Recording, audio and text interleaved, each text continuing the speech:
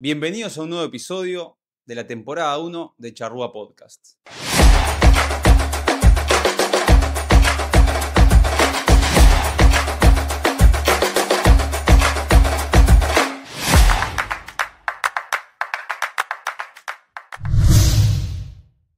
Hoy tenemos el placer de tener como invitado a Iván Díaz Infantes, gran preparador físico con mucha trayectoria, preparador físico de formativas o de fútbol base del Real Madrid, pasando luego al Getafe, al Atlético de Madrid también fútbol base, hasta llegar al primer equipo. Allí se consagró como campeón de la Europa League, de la Supercopa de España, tanto en masculino como femenino, que debe ser de los primeros preparadores físicos en lograrlo, pasando a ser el preparador físico principal del Ludogorets de Bulgaria, saliendo campeón también de allí de la liga, pasando al Al-Ittihad de Arabia Saudita y por terminar ahora en la última experiencia en el Burgos. Actualmente Iván es el director académico de Zenit Fútbol, una academia que ha ido construyendo de abajo. En este episodio hablaremos desde su camino de fútbol base hasta el primer equipo, de la gestión de grupos en planteles cortos, en la importancia del entrenamiento de fuerza, en tomar decisiones de forma coherente, aunque los papers o artículos científicos digan otra cosa, de las diferencias del futbolista latino, tanto español, uruguayo, argentino, brasilero, con el Medio Oriente, y para finalizar el episodio, qué se diría a sí mismo cuando comenzó este camino. Sin mucho más, ahí los dejo con la charla. Iván, buenas, bienvenido a Charrúa Podcast. Buenas, ¿qué tal, Gastón? Encantado de estar aquí contigo. Bueno, para nosotros es un placer. Iván, llegaste a la élite del fútbol, pero no arrancaste ahí, ¿no? ¿Cómo fue tu camino? No, los caminos son donde todos, yo creo, la mayoría de nosotros empezamos, ¿no? Entrenando a niños en colegios, en escuelas de fútbol de barrio, y donde poco a poco pues la formación de cada uno e incluso las personas que te vas encontrando en la vida pues te van dando la oportunidad y la propuesta de poder ir avanzando y progresando. De las escuelas de fútbol de colegios, pues pasar a la escuela de la Fundación del Real Madrid, a la escuela de fútbol de la Fundación del Atlético de Madrid, donde prácticamente hice casi toda mi carrera en el fútbol base. Allí en el Atlético de Madrid empecé trabajando en campus de verano y terminando en el primer equipo. Durante 12 años pues pasé por todas las facetas de entrenador, preparador físico, coordinador de metodología, y hasta que llegué a ser el ayudante del profe Ortega en el primer equipo durante 4 temporadas. No es normal llegar a tan arriba para la población normal, ¿no? Imagínate cuántos preparadores físicos hay y cuántos llegan. ¿Qué aprendizajes a vos te dio el estar ahí en la máxima exigencia y en el Atlético de Madrid? Sí, no es fácil porque lo que dices tú, es mucha gente la que trabaja y construye, digamos, su formación, su profesión para poder llegar ahí, y somos unos privilegiados los que llegamos. Y no solamente por la formación, también yo creo que la forma de ser y la personalidad de cada uno también te ayuda para poder ser exigente con uno mismo, ser fiable, ser fiel también con la gente que tienes más arriba y poder catapultarte, ¿no? hasta el fútbol profesional. Aprendizaje en todas las etapas. Uno aprende también en el barro cuando está abajo a manejar una serie de situaciones, trabajar sin recursos, y aprendes también mucho cuando estás arriba con recursos y sobre todo también cuando eres la mano derecha de uno de los mejores preparadores físicos de fútbol del mundo. Bueno, lo dijiste tú, ¿no?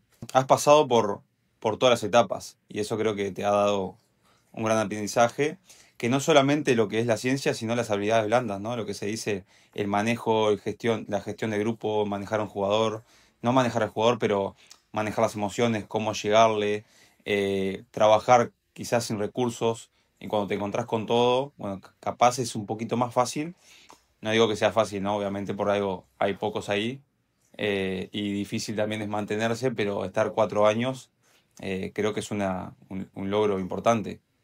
Sí, nuestro objetivo es lo que tú dices, es gestionar deportistas, gestionar personas también, ¿no? A nivel de rendimiento, a nivel psicológico, y sobre todo también darles herramientas a los jugadores para que puedan, digamos, explotar su máximo potencial y también saber gestionar sus momentos de vida como profesionales y poder también que eso abarque todo las perspectivas de vida que tienen para que su rendimiento sea el más favorable. Bueno, que al final son personas también, a veces nos olvidamos o el que ve por la pantalla se olvida que el futbolista es una persona y capaz tiene problemas en la casa, ha sido padre hace poco, tiene problemas familiares, etcétera, o algunos que viven lejos, que van de Sudamérica, también en contacto con su familia, y muchas veces pasan problemas que lo ven ustedes, que están trabajando día a día. También eso es una parte importante de la gestión.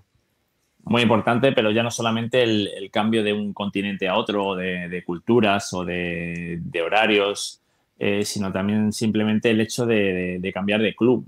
Estás en un mismo país, incluso cambias de club en una misma ciudad, pero el contexto ya es distinto. La afición la presión de la afición es distinta, el periodismo que rodea ese club es diferente. A nivel de relaciones sociales, pues has cambiado de estar en un sitio donde tenías estabilidad, ahora empiezas de nuevo otra vez a relacionarte socialmente no solamente con los compañeros, sino con la gente del club. Entonces hay una serie de cambios que, bueno, que podríamos citar muchos, ¿no? De ejemplos de jugadores que han cambiado de un club a otro y que su rendimiento no ha sido el más apropiado, ¿no? Ya has dicho también, ¿no? El ser padres primerizos también influye mucho. Sobre todo tener el primer hijo influye mucho en el rendimiento de un jugador. También podríamos citar algunos casos, ¿vale? Pero bueno, todo eso influye, todo eso hay que tenerlo en cuenta y para todo eso también el jugador pues, se puede apoyar en los profesionales del staff para, evidentemente, por en egoísmo, ¿no? Propio de rendimiento, de sacar resultados, pues tenemos que ayudarles en todo lo que podamos. Yo he tenido varias etapas también de salir de mi contexto. Yo salí del Atlético de Madrid y llegué a un club como el Ludogorets en Bulgaria, donde yo no conocía prácticamente esa liga, ni el país, ni el idioma, compañeros nuevos. Yo llegaba a un staff que yo no conocía, a nadie del staff, era un staff brasileño. Pues unas circunstancias también que no como jugador, sino como preparador físico también me costó adaptarme y me costó también distanciarme de mi familia. Es decir, que lo viviste en carne propia, el tema de extrañar, de comunicarte, el cambio de idioma, el cambio de cultura. ¿Cómo fue, cómo conviviste con ese cambio de cultura o cómo gestionaste tu parte? Porque estuviste en Bulgaria, en Al Ittihad, en el Medio Oriente, eh, digamos, atravesaste diferentes culturas. ¿Cómo fue para vos esa adaptación?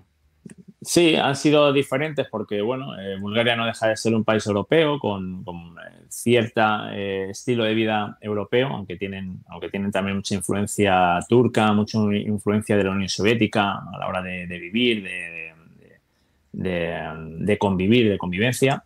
Pero sí tuve la suerte de que el staff era brasileño, tenía, digamos, una formación o un estilo de vida también latino, ¿no? Como el español, no tan europeo del este como es el país. Me ayudó mucho un traductor que tenía allí. La vida lo hacía con él, ya no solamente la relación profesional, sino toda la gestión de situaciones personales, me acompañaba para todo. Y el club, sobre todo, apostó por mí muy fuerte. Un preparador físico que venía de uno de los 4 o 5 equipos top, ¿no? Mundiales en ese momento, el Atlético de Madrid, donde acabábamos de ganar una Europa League, de haber perdido 2 finales de Champions, de haber ganado Liga, Copa, España. Entonces tenía un respaldo muy fuerte a la hora de, de poder aplicar, ¿no? Mi metodología de entrenamiento y así pues se facilitó todo mucho. Arabia Saudí fue diferente, Gastón. Arabia Saudí llegó con un staff rumanos, pero jugadores rumanos, pero que han jugado en España, con el idioma español, hablábamos en español entre nosotros.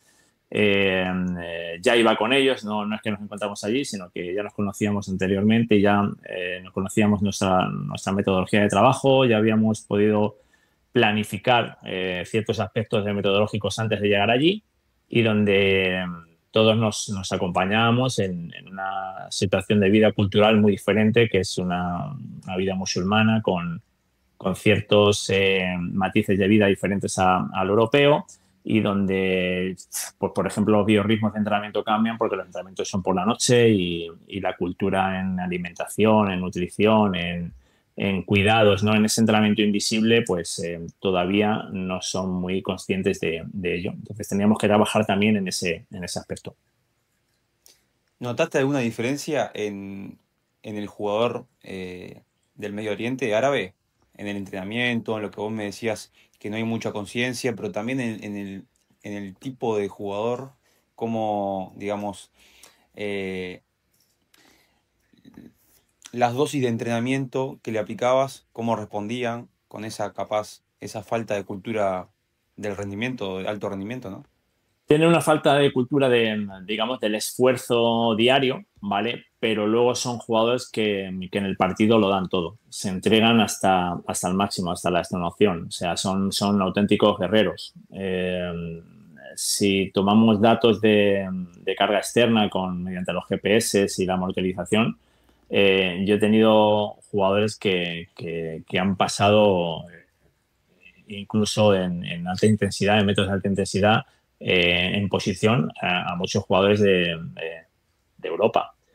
Son jugadores que el entrenamiento no les gusta mucho a nivel de mejora de rendimiento. Son jugadores que van más por la intuición, por la naturalidad del juego, pero que sin embargo para entrenarles en capacidades específicas pues son un poco rechazan un poco ese entrenamiento, a no ser que evidentemente tú se lo justifiques, se lo argumentes y sobre todo vayan viendo mejoras en su estado.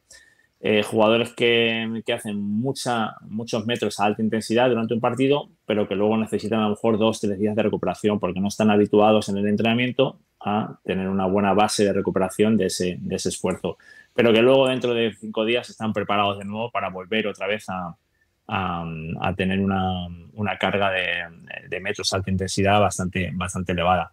Entonces te encuentras con esa dicotomía, ¿no? De jugadores que culturalmente, entre comillas, no les gusta entrenar, pero sí les gusta competir.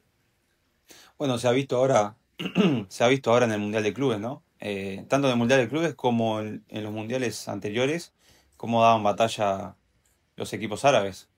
Sí, y sobre todo, bueno, pues al final están llegando ahora pues grandes estrellas, grandes jugadores en posiciones muy concretas, ¿vale? Porque si te das cuenta, en todos estos equipos árabes, los jugadores que juegan por los carriles exteriores, laterales, extremos, son jugadores, son saudíes, son locales, y donde las posiciones son más creativas o más de construcción, ¿no? Posiciones como centrales, mediocentros, incluso delanteros para definir, pues es donde están invirtiendo el dinero.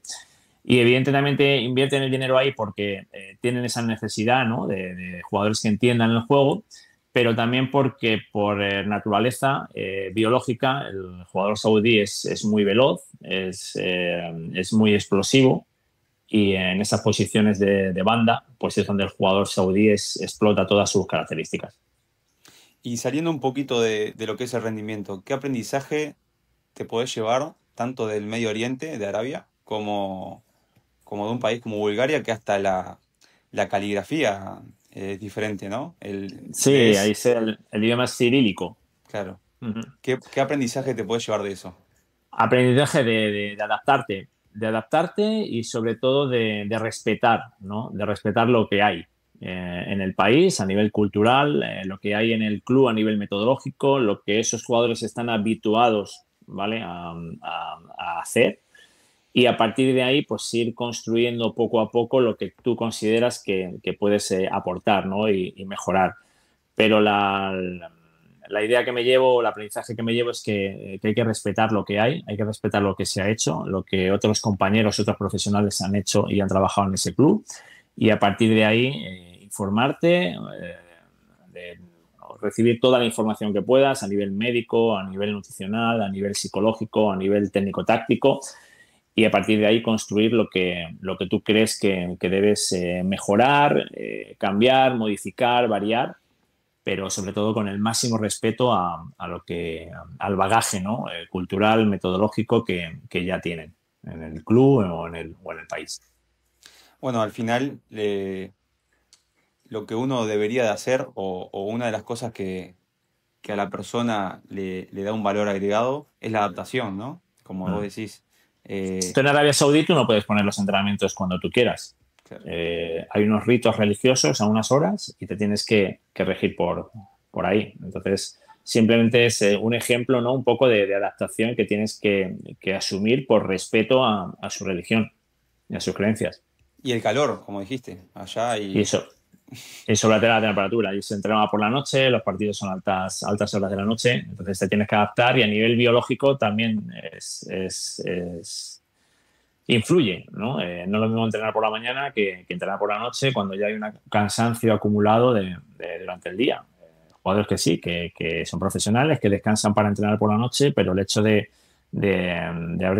haber madrugado y estar todo el día, pues bueno, con tu vida normal, pues llega la noche y el entrenamiento no lo puedes enfocar de la misma manera que lo enfocas aquí en Europa, donde el entrenamiento es matutino y la nutrición va relacionada con el aspecto, por ejemplo, condicional a entrenar ese día. Y desde lo fisiológico, ¿no? Porque la producción de testosterona en la mañana es una cosa y en la noche es otra. Y lo que decías vos, te despertás para entrenar y después tener todo tu día, digamos, libre o para poder hacer lo que quieras. Y ahí era al revés. Te despertás y después al cierre del día es donde entrenás y te acostás a dormir, ¿no? Es Totalmente. totalmente Es así. diferente. Es diferente. ¿Cómo era un día tuyo ahí en Arabia? Pues el día mío, pues mira, yo me levantaba por la mañana, llevaba a mi hija al colegio eh, y luego al volver, pues ya me reunía con el cuerpo técnico en la urbanización, en el compound que se llama, donde vivíamos, cada uno en una casa. Nos reuníamos para organizar todo el entrenamiento del día. Ya habíamos organizado la semana, los grandes contenidos semanales, pero bueno, día a día íbamos matizando en función de si había pues, algún detalle todavía que asumir, del visionado del partido del siguiente rival, de algún jugador que a lo mejor no podría realizar esa sesión o parte de la sesión y habría que adaptarle el trabajo y demás, pues ya afinábamos un poco la sesión y a partir de ahí ya, pues bueno, comíamos algunas veces juntos, otras veces cada uno en su casa con sus familias y a partir de ahí a las 3:30, 4 de la tarde ya partíamos para la ciudad deportiva para que el entrenamiento fuese a las 7, a las 8 de la tarde. O sea, teníamos una hora de viaje, estaba un poquito lejos de la urbanización, era un poco caótica la ciudad, muy grande, muy extensa, con mucho tráfico. Y llegábamos 2 horas antes a la ciudad deportiva, preparábamos ya todo el trabajo, recogíamos ya toda la información a nivel médico, nutricional, trabajos introductorios individualizados para cada jugador y a partir de ahí pues ya enlazábamos con la sesión colectiva, 1 o 2 horas más después en la oficina para poder ver también y ajustar y evaluar las cargas de entrenamiento, analizar lo que se había hecho, bueno, las pequeñas modificaciones que podíamos hacer y también aprovechar también para el visionado de partidos y poder preparar también la estrategia operativa, técnico-táctica para el siguiente partido.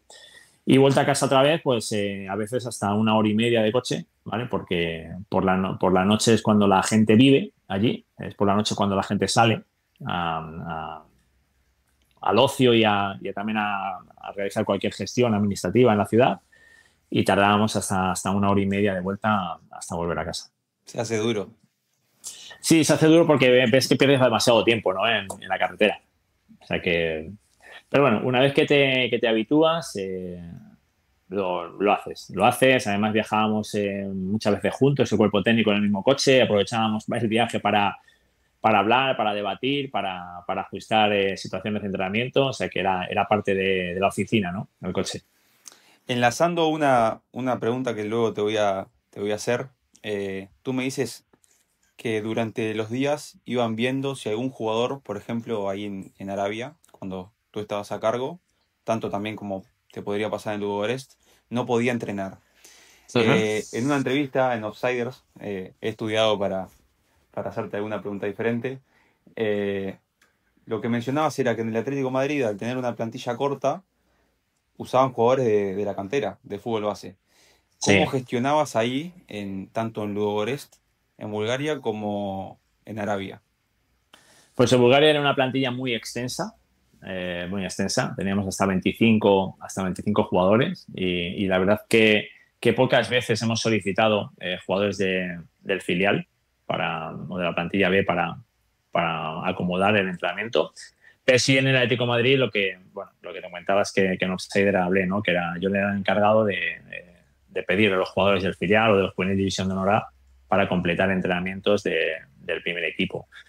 Se completaban muchos entrenamientos a nivel de compensación porque, claro, era un equipo Atlético de Madrid que jugábamos siempre domingo miércoles, siempre estábamos en competición europea o en Copa del Rey, entonces habría que completar siempre entrenamientos con chicos del filial. En Arabia pasaba pues, prácticamente igual que en Ludogorets. No se utilizaron casi ningún jugador del filial, creo que 1 o 2 días creo que citamos a 2 jugadores por completar y porque también era un poco también a nivel club intentar también darle visibilidad, ¿no? al equipo B y bueno, y la verdad que así fue. Y en Ludogorets si llamábamos a algún jugador del filial ya no era por completar, sino era porque veíamos proyección y a partir de ahí ya empezaba a entrenar con el primer equipo. O sea que he visto pues eso, en los 3 clubes profesionales, ahora en este último en el Burgos igual. Pedimos jugadores para completar entrenamientos, pero también hemos pedido jugadores para intentar dar un pequeño empujón a su proyección. Incluso hay jugadores de este año que luego han ido cedidos a equipos de primera red y la verdad que es el siguiente paso para ellos, el formalizar un poco su progresión y poder ayudarles también en eso.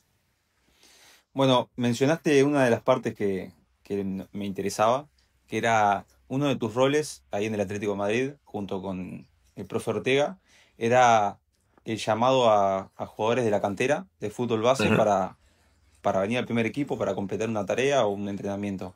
¿Cómo gestionabas ese llamado? ¿Cómo era del día previo, en el mismo día? Porque a veces las cargas, ves que un jugador está tocado, lo van viendo, por ejemplo, un jugador que le va a llevar 2 o 3 días una contractura, ya van pidiendo o planificando. ¿Cómo gestionabas esa parte? Intentamos anticiparlo todo lo posible. Hay veces que es un día antes, hay veces que es el mismo día, hay veces que es media hora antes de empezar a entrenar. Esa petición se realizaba pues, de varias maneras. Hay veces que teníamos ya identificados a los jugadores que deberíamos llamar, ¿no? O estaban en una lista para ser llamados, jugadores estrella, ¿no? Los jugadores que más proyección tienen de la cantera. Y eso se hacía en función de la posición que necesitábamos para complementar el entrenamiento. Ya no solamente el profe, sino el Cholo Simeone me comentaba qué posiciones teníamos que reforzar o teníamos que completar para el entrenamiento, o incluso algunas veces ya Simeone me decía el nombre, ¿no? del jugador que tenía que venir para completar esa situación de tarea, de entrenamiento. Y ya te digo, lo intentábamos anticipar todo lo posible. Hay a veces que era un día antes, hay a veces que eran 10 minutos antes, porque hay siempre en el alto rendimiento hay no dudas, pero siempre se intenta completar el entrenamiento con los jugadores de profesionales hasta el último momento. Y si uno tiene alguna duda en el último momento, pues se establece este criterio de llamar a otro jugador. No, está claro. Y la consulta que me viene ahora es, ¿cómo era el predio de entrenamiento? Es decir, me estás diciendo que 10 minutos antes podían llamar a un jugador, que es lo normal. Pero ¿había un equipo a la vez entrenando en ese mismo lugar? O Por supuesto. En estos casos siempre se pide que el equipo filial esté entrenando a la vez o que haya entrenado 1 hora antes o que vaya a entrenar 1 hora después, ¿no? Que el jugador esté en las instalaciones preparado para ser llamado. No hacía falta recorrer 20 metros andando para poder encontrarte en el vestuario con el técnico del filial, con el técnico del juvenil o con el coordinador de la dirección deportiva de la cantera para poder gestionar la situación. O sea que eso sí que es verdad que hay veces que me he encontrado con la situación de que el filial o el equipo juvenil estaba entrenando a la misma hora y ya se tomaron decisiones de que el equipo filial entrenara 1 hora antes o 1 hora después para, evidentemente, tampoco interrumpir mucho, ¿no? O romper demasiado su estructura de entrenamiento. bueno, eso era una de las claves también que te quería consultar. ¿Cómo gestionabas? Porque al final también el cuerpo técnico del filial busca competir o busca también tener al jugador. Obviamente que trabajamos todos para el primer equipo, ¿no? Y el jugador del filial obviamente va a querer estar en el primer equipo, aunque sea un rato. Pero, Sí. ¿cómo gestionabas el tema de las cargas? Por ejemplo, si el día previo habían hecho un día intensivo, por decirlo de una manera, habían hecho mucha fuerza, cambio de dirección, al otro día por ahí repetir, tú me hablabas de una lista, capaz también el tema de cuándo competía el filial y cuándo competía el primer equipo, cómo Bueno, gestionaban esa parte. al final esa información la tienes que tener, pero lo que tú dices, tenemos que tener en cuenta que lo más importante del club es el primer equipo. Hay veces que incluso la gestión era traer a dos jugadores en la misma posición y que fueran alternando esfuerzos, ¿vale? Evidentemente esa información de qué tipo de carga de entrenamiento habían hecho ese mismo día o días anteriores la teníamos entre los profes, ¿no? Hablábamos con el preparador físico del filial, del equipo juvenil y podíamos establecer unos criterios de cómo esos jugadores podrían participar en las tareas o en el entrenamiento del equipo mayor, ¿no? Eh, pues, hay veces que el entrenamiento no le completaban en su totalidad, ¿no? O sea, simplemente lo utilizábamos para la tarea específica que necesitábamos ese jugador. Y otras veces, como te he dicho, se llevaban varios jugadores para que fueran alternando esfuerzos y que intentar influir de la menor manera posible, ¿no? en fatiga para el equipo filial. Bueno, me has nombrado varias alternativas que dentro de ellas está la comunicación, alternativas como un jugador, perdón, dos jugadores para una posición y alternar esfuerzos, que eso son todas, como decíamos hoy, la palabra gestión, ¿no? No es Sí. solamente usar al jugador, necesito este jugador que recorra tanto y después, Gestión, coherencia y mirar también por ese chico, ¿no? O sea, al final hay que mirar la coherencia también. La coherencia yo creo que lo engloba todo, ¿no? La gestión y mirar por el bien colectivo y el bien individual de ese chico.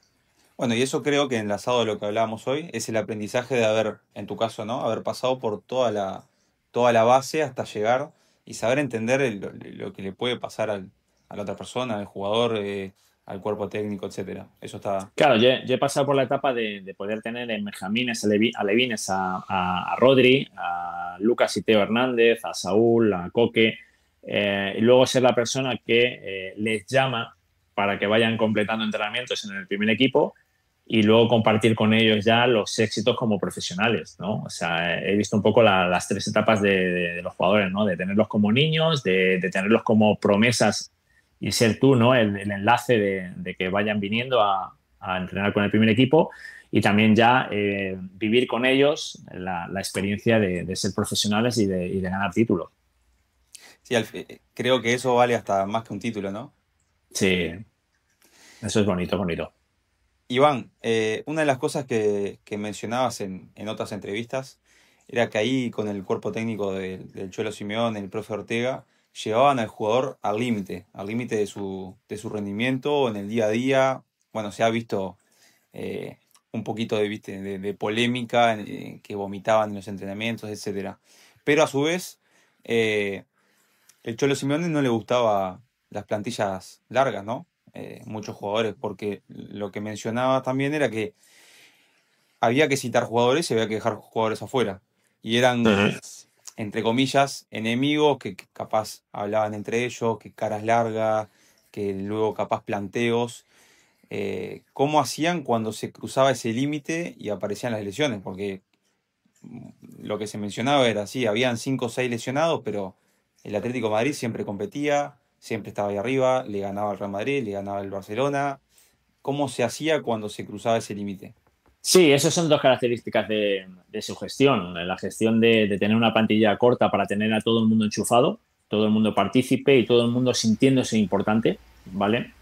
Y la otra propuesta es esa, de llevar al jugador al límite, de exprimirle a su máximo rendimiento. Yo creo que eso todos los entrenadores del mundo lo tienen en su cabeza, ¿vale?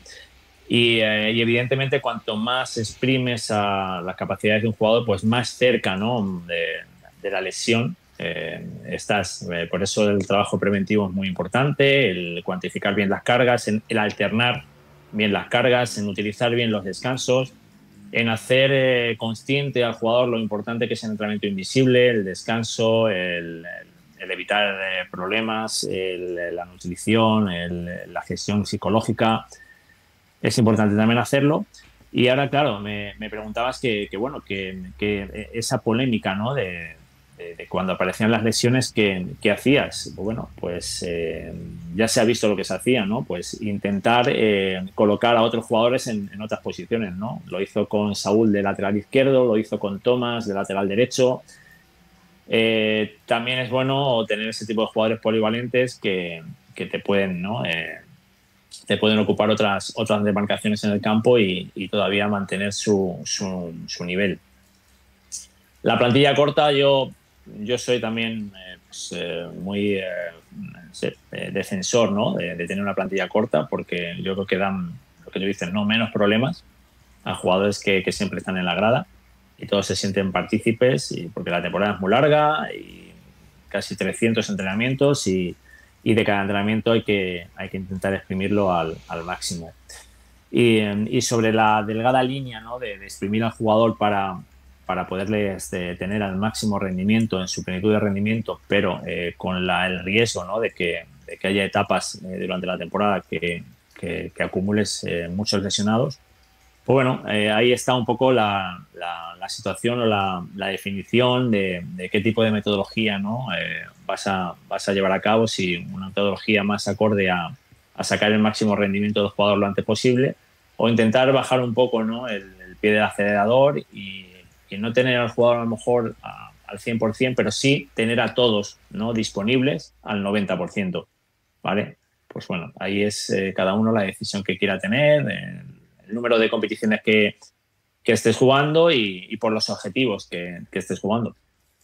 Bueno, al final la elección del método es también en función del ganar, ¿no? Si un método te asegura que vas a ganar, creo que mucha gente lo va a utilizar. Es lo que hablábamos, ¿no? Muchas veces en muchos cursos o muchos congresos, ¿no? Me preguntan, entonces, ¿cuál es el mejor método? ¿Cuál es la mejor metodología, ¿no? La que gana partidos, la que te hace ganar partidos. Y en los años 90 la mejor metodología era la italiana, porque ganaba mundiales, y cuando se llevó a cabo una metodología del tiki-taka, pues España y los españoles éramos los mejores del mundo, ¿no? A nivel profesional. Pues al final es la metodología que gana es la mejor. Sí, sí.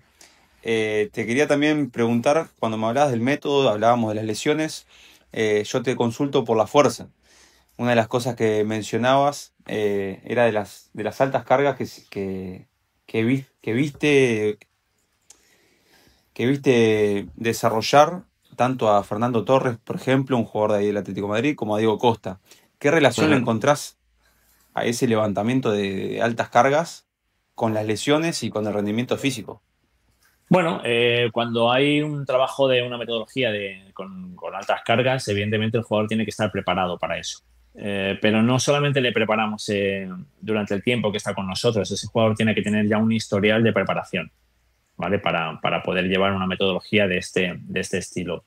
Yo a raíz de ahí te cuento una anécdota que creo que lo utilicé también en Offsiders. Cuando llegué al Ludogorets, pues también llevaba esa idea, ¿no? de las altas cargas que yo había aprendido con el Profe Ortega, pero cuando llegué allí, pues desde la coherencia, ¿no? desde la reflexión, pues y desde la información que tuve, son jugadores que no estaban habituados a las altas cargas. Empecé a llevar un trabajo de poco a poco, ¿vale? Para ir asumiendo cargas livianas, cargas medias, pero cuando llegó el momento de dar ese paso ya a movilizar cargas grandes, a trabajar con encoders en velocidad de movimiento y demás, pues me di cuenta que el equipo no lo necesitaba.